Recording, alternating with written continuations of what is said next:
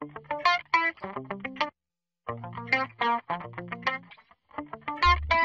kita lanjutin lagi.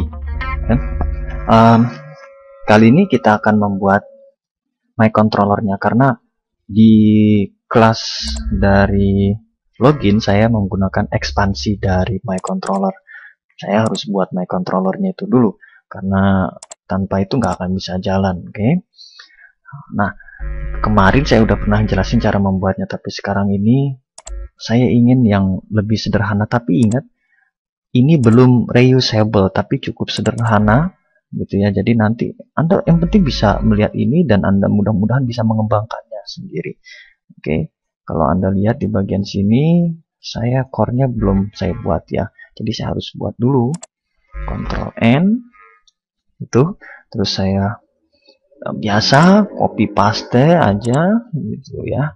Ctrl C. Ini saya Ctrl V, terus saya bikin Ctrl Save. Saya taruh di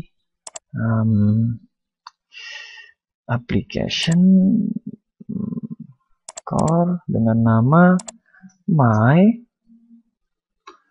seperti ini, controller.php gitu. Nah, gampang ya, langsung saya save my controller.php, saya save. Nah, selanjutnya saya buat sebuah class my controller gitu. Terus di sini saya beri perintah extend C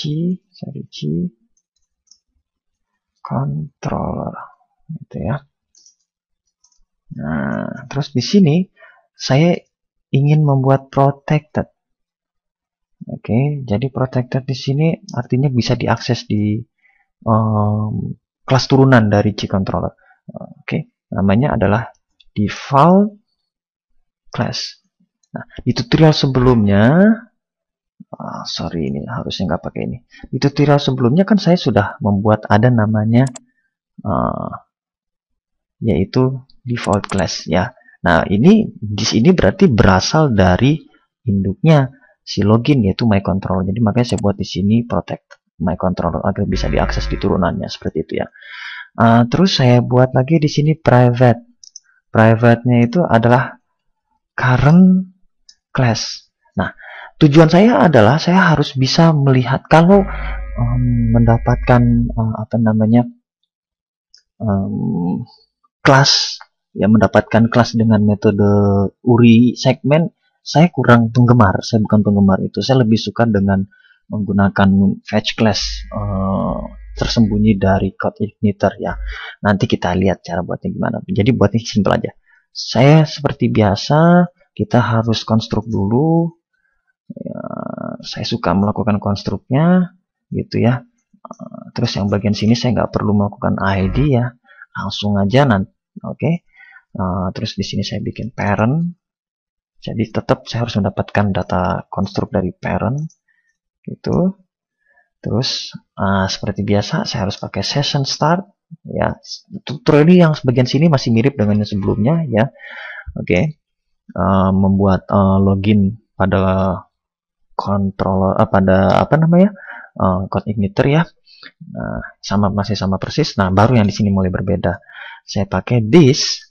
Nah, current class karena saya punya di sini ada namanya current class ya, maka saya buat di sini current class. Terus saya buat lagi di sini this router. Nah, dengan cara seperti ini saya bisa mendapatkan data dari default controller ya. Jadi seperti itu. Nah, dari mana itu? Oke, saya akan bongkar ya. Ini kalau Anda lihat application, Anda akan lihat config, lalu di bagian di sini ada namanya router ya. Nah, di situ Anda akan lihat default controller. Nah, ini bisa saya ambil dari sininya. Nah, gitu. Jadi saya nggak perlu lagi nanti kutak-kutik di sininya. Di situ nggak perlu saya lagi kutak-kutik. Saya bukan penggemar yang itu. Saya lebih suka dari routernya aja, dari config-nya aja saya langsung gitu ya. Jadi apapun diganti, saya pasti nggak akan berubah datanya, pasti bisa jalan gitu. Bukan nggak akan berubah datanya, pasti bisa jalan, itu intinya. Lalu saya harus melihat tadi seperti apa yang saya bilang, bahwa dengan cara seperti ini saya bisa mendapatkan apa namanya, sorry, ini default class. Ini saya bikin default class. Oke, dengan cara seperti ini saya bisa tahu class default ya. Sekarang saya bikin this, itu namanya adalah current class. Sorry, ini namanya current class, tadi itu saya salah ketik. This. Nah, ini router lagi, jadi saya pakai router aja. Saya ambil data dari router, itu namanya adalah fetch. Nah, dengan cara fetch class-nya ini saya bisa lihat gitu ya, apa namanya, kelas mana yang aktif gitu. Jadi jangan seperti beda ya. Jadi kalau bagian yang ini adalah default class ya, default class. Nah, ketika Anda buka apa namanya, HTTP localhost tutorial code igniter gitu ya, maka yang muncul nanti adalah class welcome. Oke, tapi kalau ini beda. Kalau ini adalah current class yang terbuka, bisa dipakai melalui URI segmen, tapi saya lebih suka pakai yang ini. Itu aja intinya sebenarnya sih, saya lebih suka cara seperti ini gitu, karena saya malas melihat banyak-banyak ya. Itu aja. Terus langsung saya perintahkan this memanggil si load library punyanya si ACL gitu. Nah, jadi ACL nanti kita akan panggil. Setelah dipanggil baru saya bisa membuatnya seperti ini. Nah, ini nih, lihat perbedaannya di sini. Jadi saya lebih simple banget. This current class gitu ya, beda sekali dengan yang sebelumnya. Oke, ini saya beri nama login. Nah, jadi current class-nya itu namanya login, yang ini current class-nya itu namanya login ya. Maka di sini saya harus bikin jadi current class namanya login. Gitu. Kalau dia current class yang namanya login ya kan, terus kita periksa. Kan ada kemungkinan dia data objek dari ACL itu adalah nggak ada apa-apa, nggak ada isinya, maka empty kan. Nah, supaya mencegah itu saya beri, kalau dia tidak empty artinya gitu, kalau dia tidak kosong ya kan. Nah, berarti apa yang tidak kosong? This ACL itu get user permission. Nah, kan udah saya jelasin di tutorial sebelumnya ya. Jadi permissions gitu. And kalau dia boleh login gitu, ACL ini saya beri nama get user permission ya. Jadi saya cek dulu dia boleh login apa enggak gitu intinya ya. Boleh login apa enggak ya, dengan cara saya perintah site login ya gitu. Dah. Oke. Ini persis sekali dengan yang ada di sini nih. Nah, ini ya, persis banget. Oke. Nah, ini cek login. Nah, tapi di sini cek loginnya beda. Kalau ini kan untuk login. Kalau yang ini bukan untuk login. Yang ini adalah begitu udah login, lihat ada nggak ini apa namanya, ACL-nya ini empty. Nah, kalau empty nggak bisa dong masuk kan gitu logikanya. Jadi dua-duanya harus terpenuhi baru bisa masuk gitu. Jadi cek login ini, get user permission seperti ini akan mengganti perintah memiliki same meaning ya. Saya lebih suka mengatakan itu same meaning, arti yang sama dengan cek login yang ini ya. Oke. Nah, lanjutin. Terus